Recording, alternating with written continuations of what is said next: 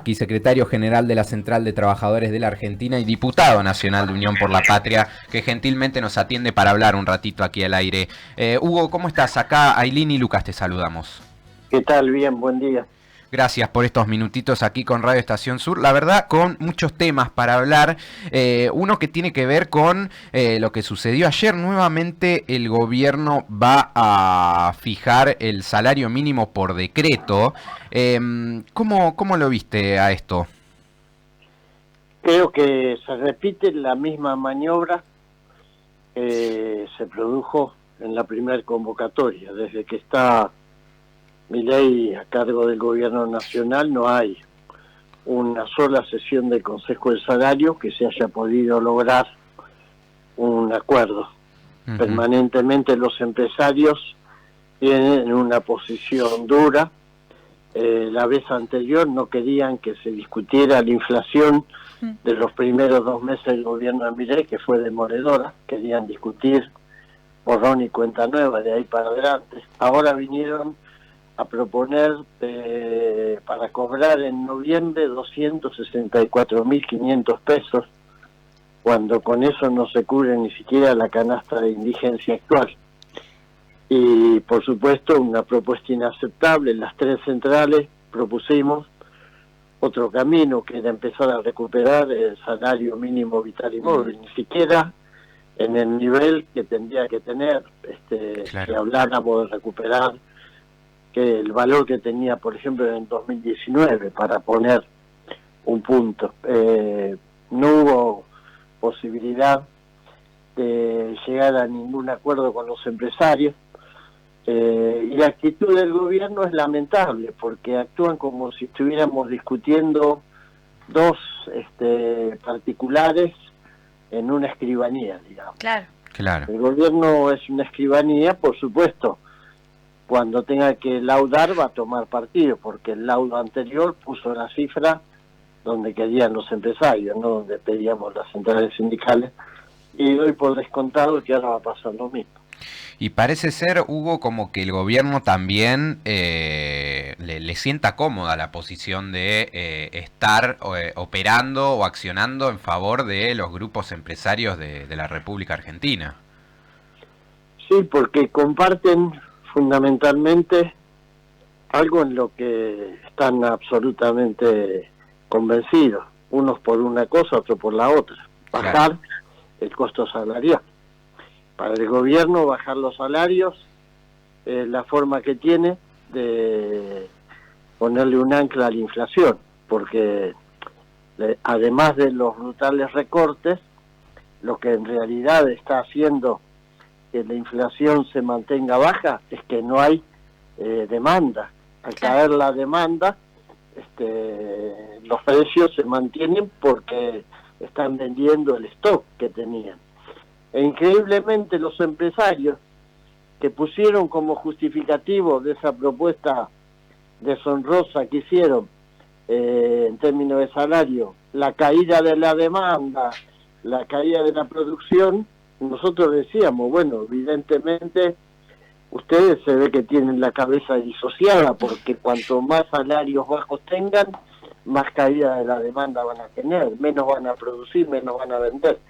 Pero yo creo que para estos grupos empresarios es prioritario eso que dijo Milei, ¿no? Terminar con un país donde la movilidad salarial era motivo de disputa permanente con los empresarios. Ellos quieren terminar eso, pero a favor de los empresarios. Sí, son angurrientos, me parece, como podemos ponerle también ese mote, ¿no? Como que quieren todo y no les importa por ahí perder un poco de demanda, perder un poco de ganancia, siempre y cuando puedan pulverizar los salarios y los derechos. También otra cosa a tener en cuenta es que estamos hablando del Consejo del Salario Mínimo, siempre teniendo en cuenta que sean trabajo registrado, pero tampoco es que...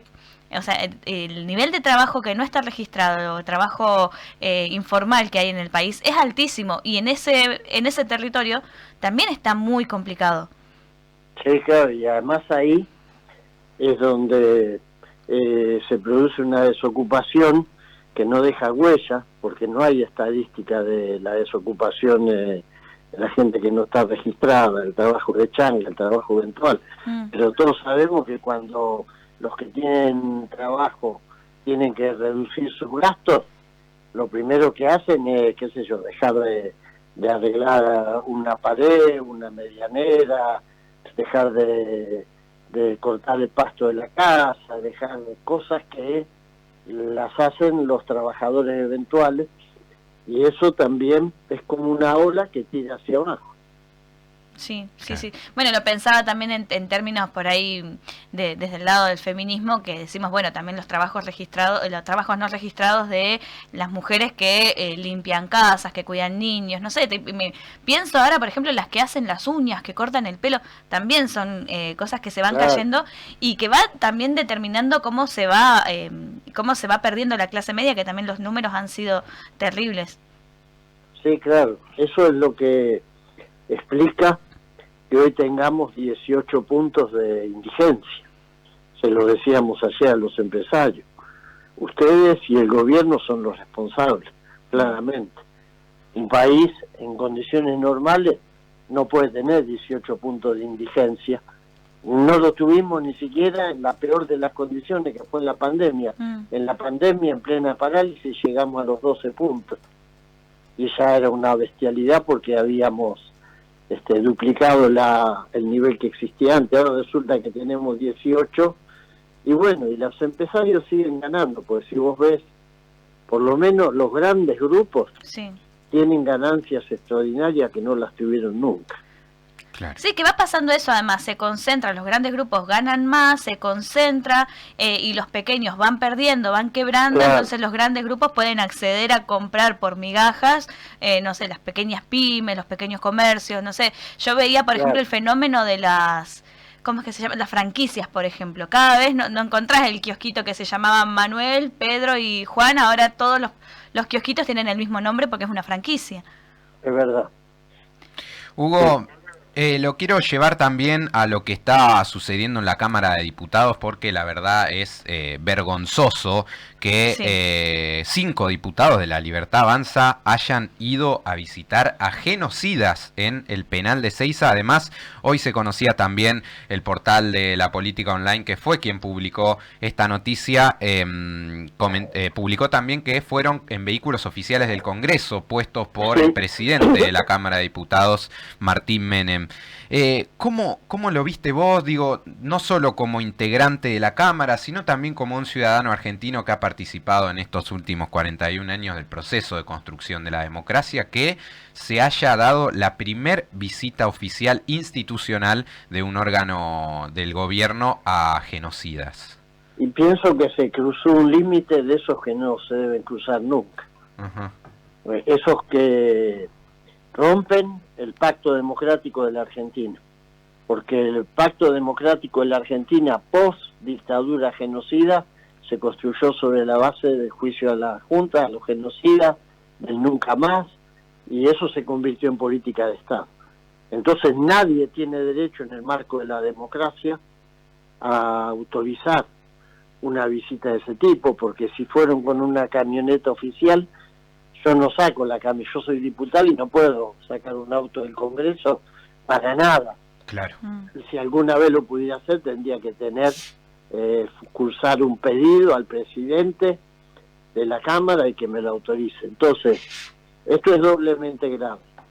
Son diputados nacionales, son representantes de un partido político que fue a elecciones en las reglas de juego de la democracia, en el marco de la Constitución, fueron autorizados por alguien que es nada más ni nada menos que el presidente de la Cámara, y deben ser sancionados. Nosotros presentamos una nota con el jefe de la bancada nuestra, Germán Martínez, y la firmo yo y otros diputados y diputadas, solicitando que se aplique la sanción que corresponde a los responsables de esto. Y vamos a convocar la semana que viene a una audiencia, porque la Secretaría de Derechos Humanos de la Argentina funciona para muchas cosas, menos para los temas que tienen que ver con los derechos humanos en nuestro país. Entonces, ahora están yendo a Formosa, ponen avisos en los diarios para reclutar denuncias de gente haya sufrido opresión del gobierno en la pandemia, están en campañas de ese tipo, pero este tema parece que no le importa. Entonces los organismos de derechos humanos, las centrales sindicales, las asociaciones de abogados de juicios de lesa humanidad, y creo que también se va a sumar la Confederación Sindical de las Américas, vamos a realizar la próxima semana una actividad especial donde vamos a poder manifestar a los distintos sectores y construir un reclamo en común. Uh-huh. ¿Crees que se los puede expulsar a estos diputados? Digo, ayer hablamos también con Félix Kraus, que nos decía, por mucho menos a otros diputados se los ha desaforado y echado de la Cámara del Honorable Congreso de la Nación, y estos tipos que además osan argumentar su encuentro con categorías que pertenecen a discusiones de los 70, de la lucha contra la subversión, siguen ocupando esa banca. ¿Crees que se los puede expulsar de la Cámara de Diputados?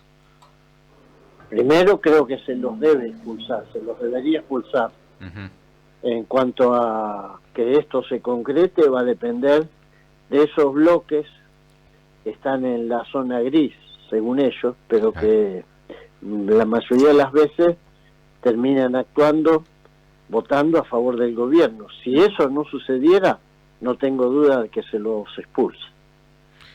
Clarísimo, clarísimo con todo esto, Hugo. Te queremos agradecer por los minutos y bueno, siempre a disposición. Te mandamos un gran abrazo. Gracias, buen día. Hasta luego. Ahí pasaba Hugo Yasky, secretario general de la Central de Trabajadores de la Argentina, CTA, y diputado nacional de Unión por la Patria, hablando sobre un picadito de temas, ¿no? Entre lo que fue la reunión fallida ayer del Consejo del Salario y también la situación que acontece con esta, perdón por el exabrupto, manga de hijos de puta, que integran la Cámara del Congreso de la Nación, diputados y diputadas libertarios y libertarias. Es una vergüenza todo el conjunto. Esto de que el salario mínimo actualmente sea de 234.000 pesos, 235, ponele, por redondear, para arriba, porque está más abajo de eso. Uh-huh. Y que la canasta básica está en 800. No, es ni la tercera parte de lo que es una canasta básica, de lo que vos necesitas para vivir. ¿Cómo vivís con eso, no? Y que ese sea el piso para tener un trabajo registrado. Tenemos trabajadores registrados por debajo de la línea de la pobreza, rozando ahí cerquita de la línea de la indigencia. ¿Cómo sostenés un país así? No, increíble. O sea, en algún punto el relato de que estamos mal, no sé qué, de que la inflación no se condice, porque nadie puede vivir con 234.000 pesos y la gente que lo tiene que hacer porque no le queda otra, la está pasando muy mal, porque vos podés tener 1000 reuniones y eso. Y en el medio, los diputados se te ríen en la cara y van a visitar a los genocidas. No, es toda una vergüenza. Perdón por la indignación, pero a veces no alcanza uno con las palabras, o como que también es el tono con el que uno lo dice. Sí, pero aparte hay cosas que tienen sus límites. Y esta tiene que ser una de ellas. Si estos tipos no están afuera la semana que viene en la Cámara de Diputados, es que, hay que buscar la solución por afuera. Sí. No hay que buscar la solución en el plano legislativo. Y es que más o menos lo que viene también haciendo los organismos de derechos humanos, buscando bancada internacionalmente para decir, bueno, están avanzando contra todas las políticas de derechos humanos que con tanto esfuerzo hemos construido. Salís a buscar apoyo internacional y repudio internacional que tal vez no te mueve el amperímetro, pero sí te determina un poco la opinión pública desde afuera, ¿no? Y no es menor eso, porque dentro de un tiempo vamos a estar, y ya lo estamos viendo igual, ¿no? ¿Qué es lo que dicen los medios internacionales de Argentina? Y la verdad que se ríen todo el tiempo. O sea, sí, salimos campeones del mundo, salimos campeones de América, pero de repente va Milei a un congreso de Ucrania, no sé, donde le entregan premios, y los medios de esos lugares se ríen de nuestro presidente, se ríen de nosotros, y a la vez se quedan impactados de no puede estar pasando esto con el país que dio a las madres de Plaza de Mayo. Sin embargo, está pasando. Y si en la semana que viene no los echan a estos diputados, al menos tenemos ahí una punta más para poder seguir tratando de construir nuestro relato, o el relato del otro lado de la vereda, diciendo, bueno, ustedes son estos, son los... porque no es que los fueron a visitar, son eso. Sí, porque además está la construcción del consenso democrático. Hay puntos de encuentro que tenemos todos más allá de la bandera ideológica, el equipo de fútbol que seamos hincha y demás. Esto tiene que ver con uno de esos puntos. Entonces es primordial que esto se haga. ¿O de qué se va a disfrazar la UCR que tanto le gusta hacer alarde del discurso al juicio a la Junta, de citar a Alfonsín? ¿De qué se van a disfrazar si la semana que viene no votan para expulsar a estos hijos de puta? Si no votás para expulsar a estos hijos de puta, sos igual de hijo de puta que toda esta gente, porque estás avalando el plan sistemático de robo de bebés, estás avalando más de 30.000 compañeros y compañeras detenidos desaparecidos, las torturas, las violaciones, las vejaciones, los asesinatos. De eso estamos hablando cuando hablamos de la visita de gente que representa al pueblo argentino y que va a reunirse con, entre ellos, Alfredo Astiz, por ejemplo, una mierda, la calaña más calaña de la humanidad, ese hijo de mil puta. El asesino de las fundadoras de Abuela de Plaza de Mayo y de las dos monjas francesas, que fue uno de los hechos que hizo que el mundo mirara hacia Argentina en ese momento y que se pudiera salir. Entonces no hay otra cosa para estas miserias que la miseria, justamente. 40 minutos de las 11 de la mañana hasta las 12 del mediodía estamos aquí en